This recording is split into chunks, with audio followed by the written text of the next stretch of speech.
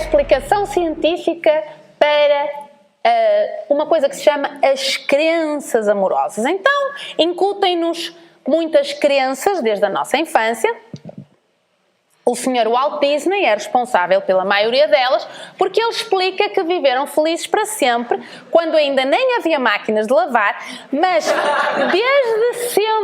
desde sempre que os romances foram idealizados como perfeitos, como sabem. Este príncipe até fez um monumento espetacular, estes mataram-se, esta senhora foi rainha depois de morta. Bom, isto tudo também se baseia numa crença muito antiga, que complica muito a nossa vida, que existe só desde há 2000 anos, porque incutiram-nos que as mulheres são pecadoras, incutiram-nos que nascemos com uma coisa que se chama pecado original. Se vocês forem realmente estudar, procurar numa coisa que se chamam escrituras, mas não estas de 2000 anos, umas que têm 5 ou 6 mil anos, as mulheres iniciadas, os grandes mestres, eram tanto mulheres como homens. Em termos espirituais de evolução, havia uma perfeita igualdade. Complicou a religião moderna quando entendeu por bem dizer que as mulheres eram pecadoras e então começamos a achar que somos todos iguais e que, bom, enfim, aquela história. Então, mas as crenças amorosas, o que é importante? É importante que nós transformemos estas crenças, aquilo que acreditamos que é verdade, que transmutemos estas crenças. Uma delas é acreditar que alguém me pode fazer feliz. Mentira, por isso sofremos. Quando termina uma relação e nós sofremos, aquela coisa da baba e ranho está bem, faz parte. Tem a ver com a nossa rotina. Eu vivo com alguém e esse alguém sai da minha casa. Então, está bem que eu choro, porque eu gostava. Portanto, está bem que eu choro, está bem que eu faça o luto que eu tenha que fazer de uma forma consciente e temos que sanar muito bem as relações que passaram na nossa vida, mas não está bem que eu sofra. Este é que é o erro, porque se eu já era feliz, então o outro saiu, mas eu era feliz. E tenho que ser feliz. Portanto, quando eu deposito a minha felicidade no outro e ele vai, então eu acho que foi o fim do mundo e nunca mais vai. Aquele é que eu era e ele mesmo, e não vai haver outro igual. E não é verdade.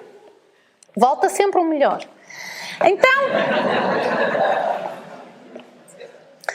acreditar que alguém tem culpa daquilo que me acontece. Chama-se isto responsabilidade.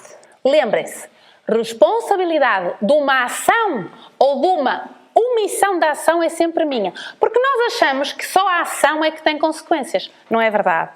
As omissões também têm consequências.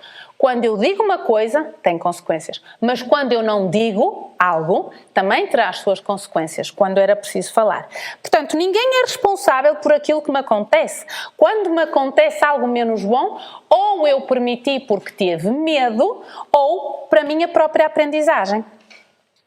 Portanto, isto já falei, acreditar que alguém pode ferir os meus sentimentos. Portanto, como é que nós devemos fazer isto também? Uma coisa que ajuda muito quando precisamos de fazer o luto de uma relação é agradecer. Temos que agradecer, porque em algum momento...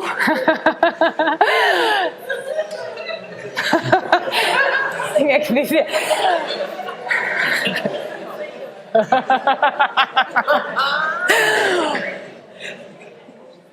Em algum momento eu vivi bem, nem que seja no primeiro dia. Por isso é que nós temos que fazer uma coisa muito bonita, que é todos os dias temos que fazer o melhor que podemos e que sabemos. Porque quando algo acaba, eu tenho um sentimento de gratidão e de completitude, porque eu fiz tudo o que podia. Portanto, eu estou bem.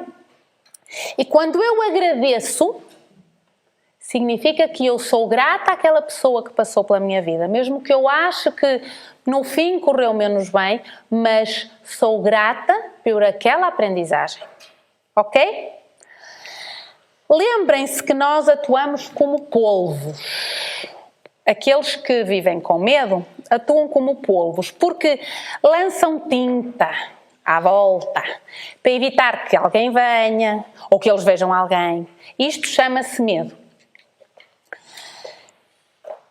Os nossos sonhos estão feitos de duas emoções básicas: o amor e o medo.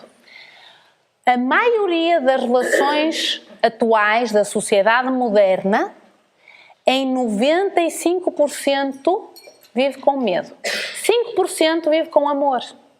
Então nós achamos que amamos, mas não amamos. Nós, na realidade, vivemos com medo. Porque isto faz com que não tenhamos relações completas. Temos relações superficiais. Nunca vamos àquilo que é profundo, porque temos medo de nos magoar, então é melhor deixar a coisinha assim só bem na aguinha. Não vamos lá ao lodo de baixo. Então, rapidamente, vamos falar sobre isto. No amor, lembrem-se, não existem obrigações. Isso significa o quê? Estamos porque queremos. Todos vocês estão aqui porque quiseram vir aqui. Eu não obriguei ninguém. Enquanto que no amor, no medo, perdão, temos de fazer aquilo. Tu tens de fazer isto que eu te estou a dizer. Isto é medo, é viver com medo e compactuam os dois. Então temos que tomar consciência disto. O amor não tem resistências, ou seja, tudo o que queremos converte-se num prazer. Jogo ténis, assim jogo futebol, jogo basquete. É um prazer, eu desfruto. O medo resiste.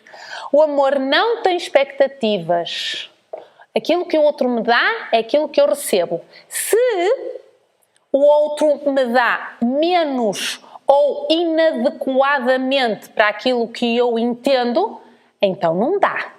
Não vale a pena forçar. Mas não ter expectativas significa que eu aceito aquilo que o outro me dá. Enquanto que o medo está cheio de expectativas. Por isso é que o medo provoca dor e o amor não. Então, nós responsabilizamos o outro, claro, por não cumprir as nossas expectativas, mas na realidade, quando amamos, não temos expectativas. O amor baseia-se no respeito, o medo não respeita nada, nem ninguém. O amor tem compaixão e o medo tem pena. Isto é muito importante. Porque quando eu sinto pena por alguém, significa que eu estou-lhe a passar um atestado de incompetência. Ou seja, tu não és bom o suficiente. Portanto, eu tenho pena de ti. Então eu vou-te ajudar, eu vou orientar a tua vida. Isto chama-se medo e chama-se falta de respeito. O amor tem compaixão e tem companheirismo. Ou seja, tu fazes as escolhas que tu entendes. Eu acompanho-te. Se tu cais, eu dou-te a mão. É muito diferente de que tu vais por ali, que eu estou-te a dizer que é por ali. E é por ali que tu tens que ir. Bom, então o amor respeita, o medo não respeita. E o amor é totalmente responsável e o medo evita a responsabilidade.